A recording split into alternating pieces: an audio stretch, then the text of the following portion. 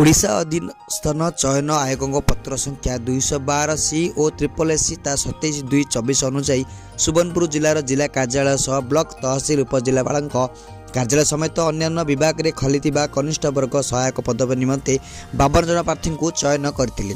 जिलापाल श्रीमती अन्या दास उपरोक्त चयन होता नवनियुक्त 52 जन मध्य 49 जन को आज अपराह कार्यालय सभा कक्ष में कनिष्ठ सहायक निमंते नियुक्ति पत्र प्रदान कर नवनियुक्त सभा शुभकामना करिसेंति। समस्त नवनियुक्त निज निजर कर्मक्षेत्र में साधुता सह स्वच्छता अवलंबन पूर्वक निष्ठापर भाव जनसाधारण को सेवा जोगाइबा को परामर्श देइछंति।